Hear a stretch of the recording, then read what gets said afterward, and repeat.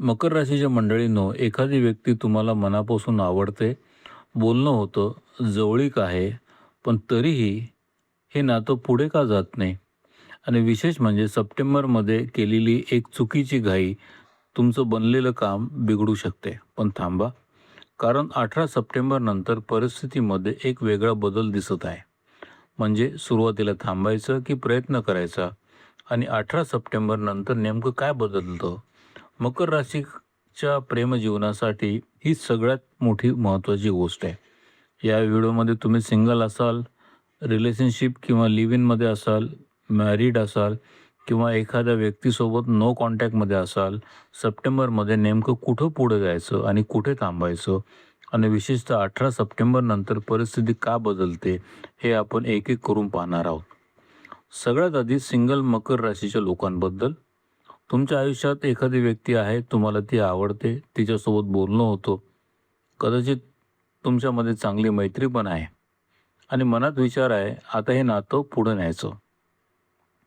कदाचित प्रपोजल देण्याचा विचारही असेल. पण इथेच थोडं थांबणं गरजेचं आहे. कारण सप्टेंबरमध्ये तुमच्या मनासारखा रिस्पॉन्स मिळण्याची शक्यता कमी दिसत आहे. पण याचा अर्थ समोरची व्यक्ती चुकीची आहे असं नाही. प्रेमाची शक्यता नाही असंही नाही. फक्त वेळ अजून पूर्णपणे अनुकूल नाही. म्हणून प्रपोजल देऊन लगेच उत्तर मिळवण्याचा प्रयत्न करू नका. बोलणं सुरू ठेवा, मैत्री टिकवा, समोरच्या व्यक्तीला समजून घ्या. कारण कधी-कधी व्यक्ती योग्य असते, पण वेळ योग्य नसतो. आणि इथेच पुढचा प्रश्न येतो, जर तुम्ही आधीपासून रिलेशनशिपमध्ये असाल तर? जर तुम्ही लव्ह अफेअरमध्ये असाल किंवा लिव्ह इन रिलेशनशिपमध्ये असाल, तर या महिन्यात एक गोष्ट जपणं खूप महत्त्वाचं आहे, तुमचं कम्युनिकेशन. कारण एक छोटासा गैरसमज मोठ्या कॉन्फ्लिक्टमध्ये बदलू शकतो. समोरची व्यक्ती काहीतरी बोलेल, तुम्हाला त्याचा अर्थ वेगळा वाटेल. तुम्ही काही बोलाल आणि समोरची व्यक्ती ती चुकीच्या पद्धतीनं घेईल. मग प्रश्न येईल, आपण इतके जवळ असूनही एकमेकांना समजत का नाही? म्हणून प्रतिक्रिया देण्याआधी विचार करा. कारण या महिन्यात नातं संपण्यापेक्षा नात्यात अंतर वाढण्याची शक्यता जास्त आहे. पण मकर राशीच्या मंडळींनो, इथेच 18 सप्टेंबरची तारीख पुन्हा एकदा महत्त्वाची ठरते. आणि आता विवाहित मकर राशीच्या लोकांनी हा भाग नीट ऐका. कारण तुमच्यासाठी सप्टेंबरचे 2 वेगवेगळे भाग आहेत. 1 ते 17 सप्टेंबर हा काळ तुलनेनं चांगला आहे. जोडीदारासोबत चांगला वेळ जाऊ शकतो. मॅरेज जीवनात सुख राहू शकतं. जोडीदाराच्या आरोग्याबद्दल थोडी काळजी वाटू शकते. पण एकूण मॅरिड लाईफ सुखद राहण्याची शक्यता आहे. म्हणून या काळात जोडीदाराला वेळ द्या, बोला, एकत्र वेळ घालवा. पण 18 सप्टेंबर नंतर सावध राहा. कारण मंगळाचा प्रभाव महत्त्वाचा ठरतो. मंगळ नीच अवस्थेत असल्यामुळे चिडचिड, राग, तणाव आणि मतभेद वाढण्याची शक्यता आहे.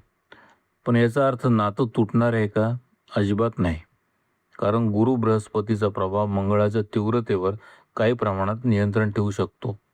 म्हणून वाद होऊ शकतात, तणाव येऊ शकतो, पण मोठं नुकसान होण्याची ठोस शक्यता दिसत नाही. पण मकर राशीच्या मंडळींनो, इथपर्यंत जे सांगितलं ते महत्त्वाचं आहे. आता एक सेन्सिटिव्ह विषयाकडे वळूया. जर तुमच्या आयुष्यात आधीपासूनच एखाद्या जुन्या मित्रासोबत किंवा एखाद्या तिसऱ्या व्यक्तीसोबत कनेक्शन असेल, तर इथे विशेष काळजी घ्यावी लागेल. नवीन एक्स्ट्रा अफेअर सुरू होण्याचा ठोस योग दिसत नाही. पण जुनं कनेक्शन असेल तर तुमची वाणी तुमच्यासाठी अडचणीची ठरू शकते. तुम्ही काय बोलता, कसं बोलता आणि कोणत्या क्षणी बोलता याचा फार मोठा परिणाम होऊ शकतो. म्हणून बोलण्याआधी 2 सेकंद थांबा. कारण कधी-कधी नातं बिघडवणारी गोष्ट तिसरी व्यक्ती नसते, आपले शब्द असतात. आणि आता मकर राशीच्या त्या लोकांसाठी हा भाग आहे. त्यांनी अजूनही एक व्यक्ती मनातून पूर्णपणे सोडलेली नाही. नातं होतं, बोलणं होतं, कधी जवळीक होती, पण आज नो कॉन्टॅक्ट. ना बोलणं, ना मेसेज, ना भेटणं. पण मनात मात्र ती व्यक्ती अजूनही आहे आणि मनात एकच इच्छा, सगळं पुन्हा ठीक व्हावं. जुन्या गोष्टी विसराव्यात, पुन्हा एकदा सगळं सुरू व्हावं. म्हणून मन सांगतं, एकदा प्रयत्न करून पाहूया. तुम्ही मेसेज कराल, भेटण्याचा प्रयत्न कराल, पण मकर राशीच्या मंडळींनो, सप्टेंबर तुम्हाला इथे थोडं थांबवत आहे. तुमचे एफर्ट्स तुमच्या अपेक्षेप्रमाणे रिझल्ट देतीलच असं दिसत नाही. समोरून हवा तसा रिस्पॉन्स मिळणार नाही आणि मग मनात प्रश्न येईल, मी इतकं सगळं केलं तरी काहीच बदललं नाही. पण कदाचित या महिन्याचा संदेश वेगळा आहे. प्रेम आहे म्हणून घाई करू नका. कधी-कधी खरं प्रेम म्हणजे समोरच्या व्यक्तीला आपल्याकडे आणण्याचा प्रयत्न करणं नसतं, तर योग्य वेळ येईपर्यंत स्वतःला थांबवणं असतं. मकर राशीच्या मंडळींनो, आता सुरुवातीला विचारलेला प्रश्न लक्षात ठेवा. सप्टेंबरमध्ये पुढं जायचं की थांबायचं? उत्तर स्पष्ट आहे. सिंगल असाल तर प्रपोजलची घाई करू नका. रिलेशनशिपमध्ये असाल तर गैरसमज वाढू देऊ नका. मॅरिड असाल तर 1 ते 17 सप्टेंबरचा चांगला काळ वापरा आणि 18 सप्टेंबरनंतर राग आणि शब्दांवर नियंत्रण ठेवा. जुनं कनेक्शन असेल तर वाणी जपा आणि नो कॉन्टॅक्टमध्ये असाल तर या महिन्यात थोडं थांबणं कदाचित जास्त योग्य ठरेल. कारण कधी पाऊल पुढे टाकायचं आणि कधी शांतपणे थांबायचं हे समजणे प्रेमाचाच एक भाग आहे. ग्रहांचे संकेत, भावनांची चाहूल अमोघ सोबत जाणून घ्या. धन्यवाद.